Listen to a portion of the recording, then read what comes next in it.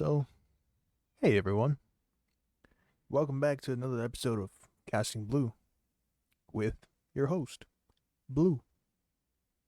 Well, anyways, let's just get straight to the point. 1 second.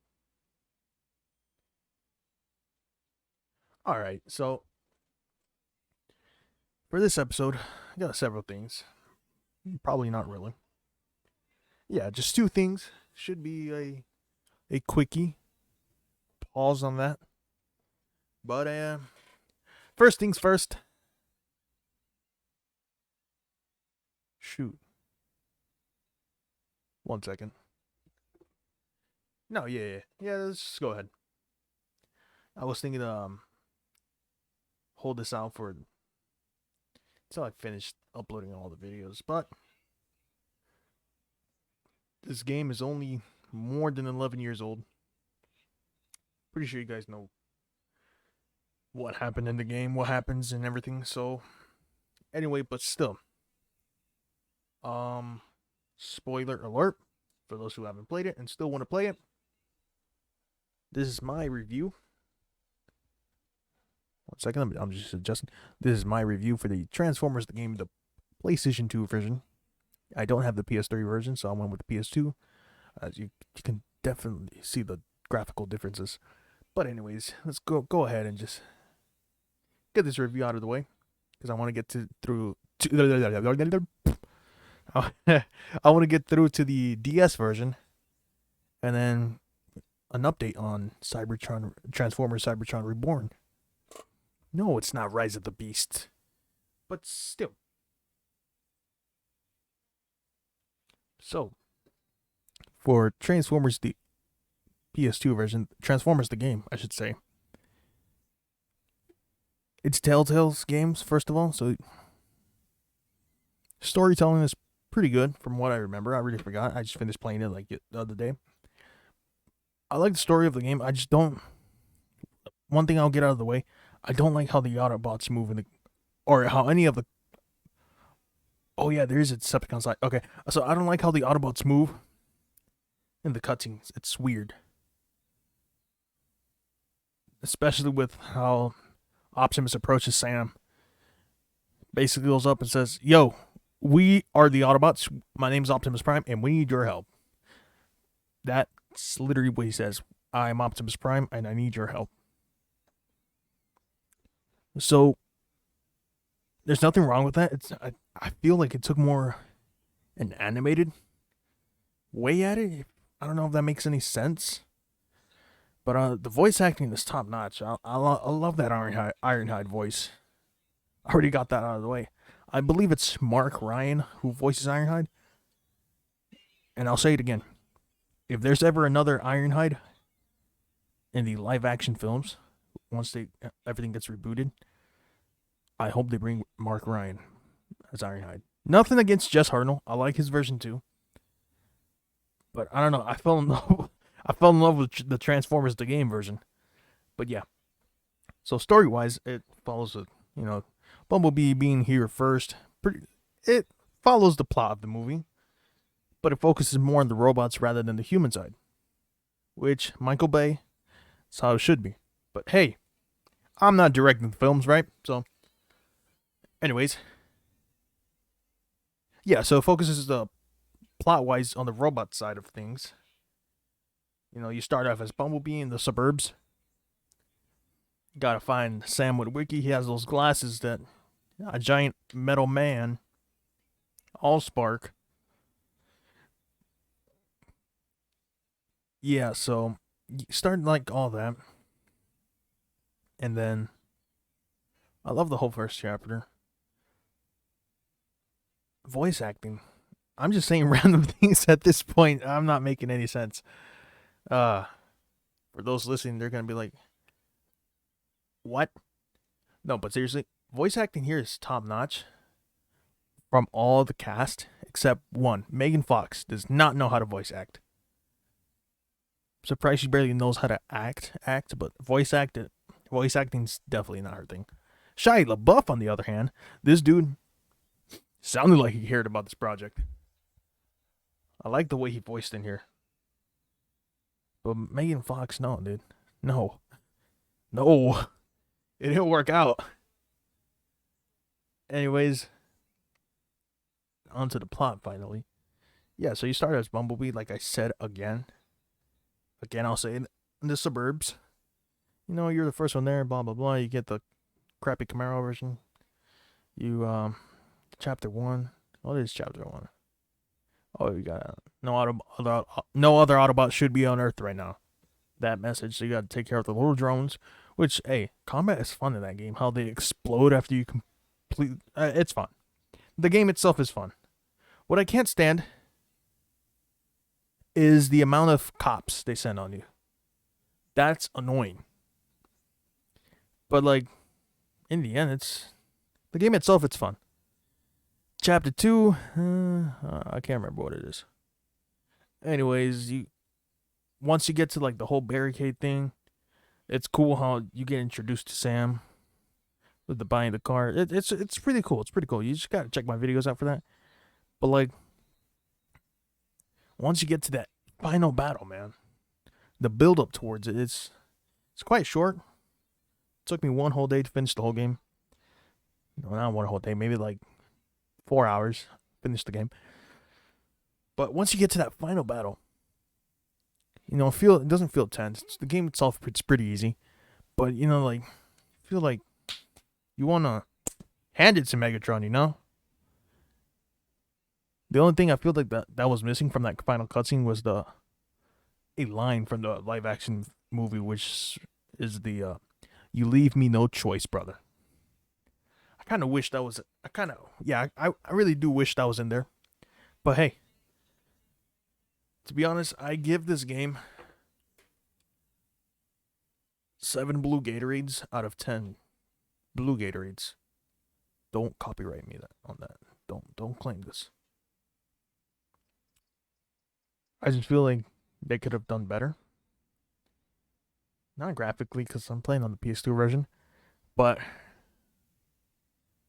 in the movement of the characters, I just can't stand how cartoonish they move. If that makes any sense. It's weird, but I'm not saying it's a bad game. It's pretty good. On the Decepticon side, I've played it once. I hate that final mission, Megatron versus Prime. The Day of the Machines or whatever it's called. That mission sucks, man. Prime keeps running away. Not just that. No input signal power. No, okay. Not just that. It's just once you like get rid of the drones, once Prime's leaves, your map is busted. You literally have to get lucky and find Prime. I had to use a YouTube tutorial, which is something I hate in terms of like beating games on my own. I hate going to YouTube. When I go to YouTube, it's just that the game kind of sucks. So once I went to YouTube and everything, the ending it's pretty dope. I won't lie. Megatron sitting on that throne with all his Decepticons surrounding him. Yeah, it's pretty dope. But I'm not a fan of that mission. For the Decepticon campaign, I'd give it an 8 out of 10. Just because it's always better. It's always cool to see the bad guys win in film, or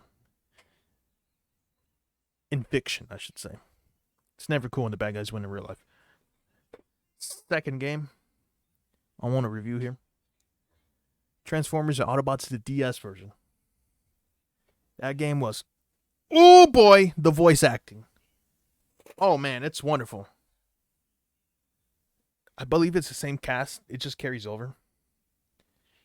But man, the lack of cutscenes in that game, like the lack of actual cutscenes, because you get cutscenes, but it's just them talking. It's just speech with 2 little robot models standing pretty much next to each other. But the voice acting makes up for it, man. You got Steve Bloom as the main Build-A-Bot. That's amazing. Steve Bloom already in the game. Boy, you better hope you break records with that, you know? Steve Bloom is one heck of a guy. Big fan of him. But anyways, the voice acting in that game is wonderful. Wonderful. Increíble. Impresionante. It's wonderful, man. Peter Cullen. I want to say it's the best Prime since G1. The way I don't know, it's a game you guys just gotta play on your own. You don't need a DS, man. Um, I still have my DS, so I played it on there.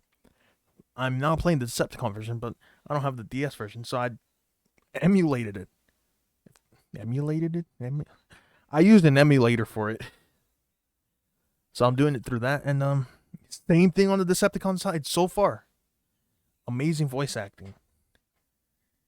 The voice acting is just amazing. You got Steve Bloom again for the Build-A-Bot.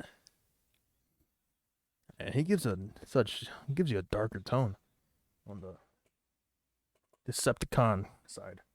Decepticon. But anyways, for the Autobot DS version, I definitely want to give that 9 out of 10. I feel like it deserves it because they keep Jazz alive. And they give Jazz a way bigger part than the Michael Bay film. My man in the Michael Bay film had 3 lines and then just, no, I want 2 pieces. Pretty much. But yeah. Definitely a 9 out of 10 for the DS version. The fact that it's also open world. And there's no annoying Optimus saying, no other Autobot should be on Earth right now. Which means the Decepticon might have picked up your tail. Head to the crash site or whatever. So that's a big plus already. One thing I will say for both games, what were they thinking with Starscream's voice? It's not bad, but it just feel like it doesn't fit the character. It's weird. Blackout's voice, ooh, wonderful. Keith David as Barricade. We needed Barricade and we needed Keith David for the live action film. That would have been amazing. So it's been a pretty Transformer week for me. And considering I picked up the script again I resumed writing the script for upcoming stop motion film Transformers Cybertron Reborn. It picks up, I will say this, 15 years after Transformers A New Era. Which, in case you guys don't know, that is the latest Transformer stop motion I've uploaded. That's connected to this whole cinematic universe I've pretty much made. So, I'll give you a quick rundown on what happened on the first couple films. So, let me just pull up the saga list, the playlist. YouTube, load up. Alright. So the Transformers Complete Saga, my playlist. I tried to sneak out the yawn, but it didn't work. Alright, so the first film was War for the Matrix, which is only 10 minutes. Let me get behind that, why it's 10 minutes. So originally, as a little 13-year-old, as a little 13-year-old, I wanted to make the film a little longer. But because I was limited by the technology of my time, not really, I just didn't know how to use the technology. I found this video editor for Apple because I used to shoot on my old iPad. I found this video editor, but it only let me go up to 10 minutes in the free version. I wasn't going to pay $10 just to go longer than 10 minutes. Or my mom wasn't going to pay $10. So I'm like, you know what? Whatever.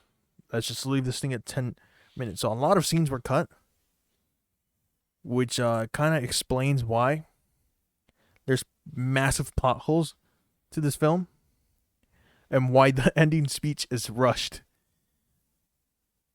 Let me just skip to the ending speech here. I know you guys are not seeing it. It's just for my reference. I'm pulling it up on the side. So it's the ending is between Optimus Prime and Ironhide, where I say, Autobots, do you read? Loud and clear, Prime. Tell every okay. So here's how rushed it is. Tell every other Autobot to report back to base. Prime out. That's how extremely rushed this was. It's just so I can get the final speech, which says, "I am Optimus Prime, obviously," and I send this message. Oh, okay. So it's like, excuse me, is and I send this message to any Decepticons out there: leave our new planet home Earth alone because now I'm coming for you. But the fact that I rushed it, that was fun. That was funny. Anyways, so the war for the Matrix is pretty self-explanatory. Megatron. When does Megatron come in? Hold on. So it's pretty much completely focused on the Autobots the whole time, which I don't expect full like character development from 13-year-old me. So the Decepticons show up around minute 3. Yeah, Megatron shows up around minute 3, and then they just duke it out from there. Anyway, so Megatron ends up getting killed. First film. I took that from the 2007 Transformers film where he dies in the first movie. And then the sequel, Rise of the Dark Spark, I took that title from the Rise of the Dark Spark, the video game. This film came out in 2014. I re-uploaded it to this brand new Be Blue Games channel about a year ago, and it's got 373 views. And, okay, so this film here wasn't a complete feature. I keep saying feature film. It wasn't an actual full film on my original channel at first. It started off as a little series, a little stop motion, Disney Plus series vibe going on. Each episode was like 2 to 3 minutes long.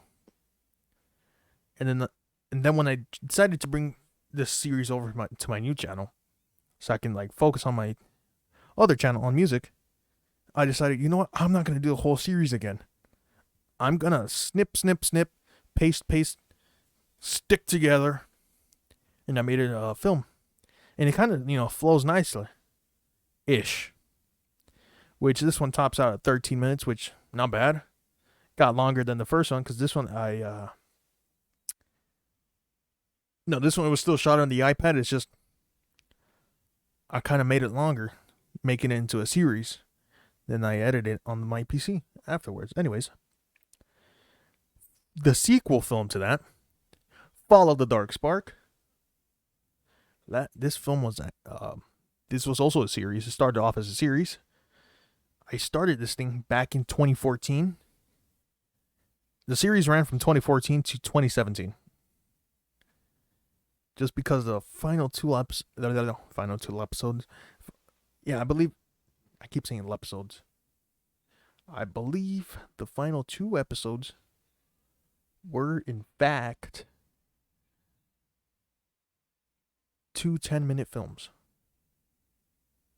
Let me just pull it up just to make sure. Let's see. I actually have a trailer for this on my original channel. That's nice. Yeah, so the final 2 episodes of the original series, episode 6 and episode 7, were actually 11-minute films. So when I cut, snapped, and taped this thing all back together into one film, the film itself ended up at 32 minutes and 13 seconds, which is my longest film I've ever made. I cheated, which I'm completely proud of, I'll be honest. Fall of the Dark Spark is definitely my favorite out of the whole saga. And the fact that I meshed this up into one big film, you'll hear the voices of each different Transformer change. Because throughout this whole series, some voice actors did not return, did not reprise their roles. They didn't want to work with me anymore. So I said, hey, no problem. I'll voice them myself. And that's what I did, and some of them sound extremely different from what they did earlier in that film, so hey, that's that. So for the first film, where I actually wrote a script, Transformers: A New Era, the sequel, I can't say, I don't know if it's sequel. The fourth installment to the saga takes place multiple years, 40 years after the events of Fall of the Dark Spark, where Fall of the Dark Spark at the end, it's just Prime is killed by Megatron. It's okay. So Fall of the Dark Spark. Quick rundown, what it is. At first, the whole Matrix, blah blah blah. They go back after it. They find a Dark Spark. So Optimus, oh, we gotta get rid of the Dark Spark, right? So they duke it out. Right? They duke it out. I'm trying to remember my own films. It's hard. Let me just pull it up again. Yeah, so they duke it out at the end. Matrix wins. Megatron is revived by the one and only Unicron. Yeah, he's revived by Unicron. They're now after Optimus Prime, who took the Dark Spark from Megatron and is planning to go off world just to get rid of it. And now Unicron makes it to NASA, where Optimus Prime's gonna fly into space. And Megatron, Unicron and Prime battle it out. Megatron starts leaking through, asking for help to be saved from Unicron. Prime does that. Megatron later backstabs Prime, kills him. Bumblebee doesn't hesitate and kills Megatron, leaving Bumblebee to be the last Cybertronian on Earth in this saga. Transformers: A New Era, like I said, takes place 40 years after the Battle of Cape Canaveral, which that's what I called it. It sounds pretty cool. Which it takes place the week of April 3rd, 2057. Where Bumblebee believes he's the last Cybertronian, so he's just kind of chilling. Until Roadbuster coughs up blue energon. Turns out he's still alive. Well, and just coincidentally comes back to life while Bumblebee was visiting the NASA joint, remembering the events of the Battle of Cape Canaveral. So this film was uploaded in 2020, pandemic era. That's what got me back into stop motion. So this is the film where I've had an actual, like, 1 second.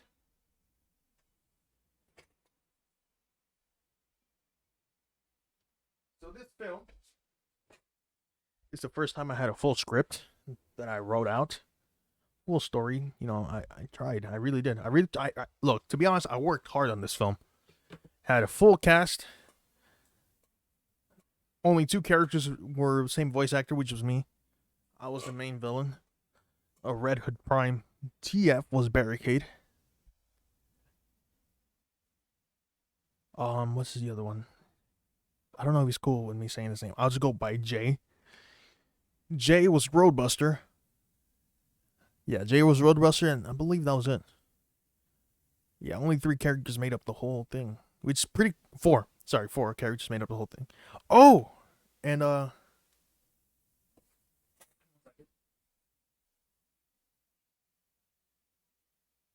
That's right.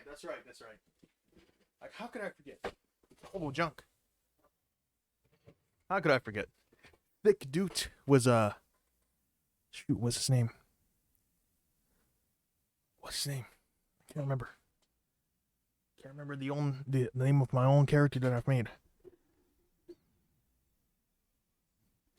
Xander Rice. Yeah. That was his name.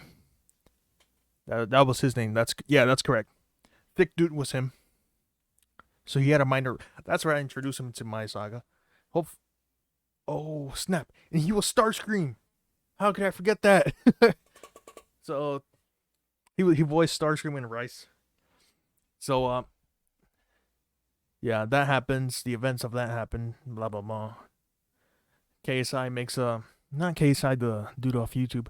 KSI makes a Bumblebee clone. You know, they don't need them. They know how to make them. Blah blah blah. Pretty much somewhat of the plot of Age of Extinction, but I flipped it, made it my own. Roadbuster gets killed again. This time he's actually dead. His spark gets ripped out.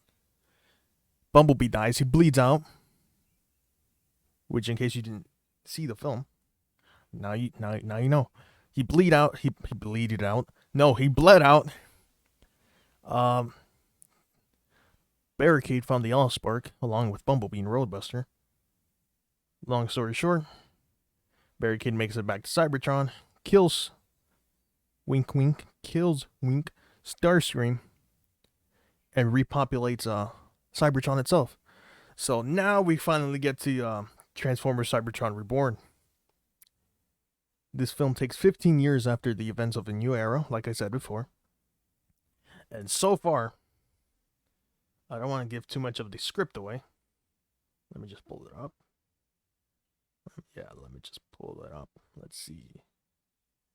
Turns out, I almost spoiled a little too much. Let me just go with the cast. Barry Prime is not being voiced by Red Hood Prime. There was several issues earlier this year, which I'd rather not get into detail, but he's not returning to voice him, which is alright with me. That was his choice, not mine. Starscream, Thick Dude returns to voice Starscream. Rampage is being voiced by Taika. Wreckage by Sharpshot. Thundercracker by Lord Galvatron. Deadlock. I'm voicing Deadlock. Knockout by Arcane Librarian. Cybertronian 1, Lord Galvatron. Which, that name, Cybertronian 1, is going to be changed later. Red Alert by Red. 6'2", he knows who he is. Cybertronian 3 by me. Yes, these voices will sound different. No need to worry. Optimus Prime still needs to have an actor. So anyways, this film opens up with Baramis Prime looking out to a healing Cybertron. That's all I'll give. This film so far, it's top maxing out at, I want to say 30 minutes. I'm not even halfway through the plot yet, which is scary. It's going to be a lot of stupid work for me. I hate myself for that. But anyways, just want to say, everyone's completely casted except like those roles that I said. And the script, I've resumed writing. I'm in love with what I'm coming up with. It's turning out to be great. Really excited for it. I hope you guys are too. This podcast was definitely weird. I didn't have anything planned. I just decided to pick up the mic and speak my mind, which, as you guys can see, it doesn't work properly. It doesn't work properly without me reading off of something, which I should start doing for these podcasts. Anyways, this was Casting Blue with Blue. Hope you guys enjoyed. See you guys on the next one.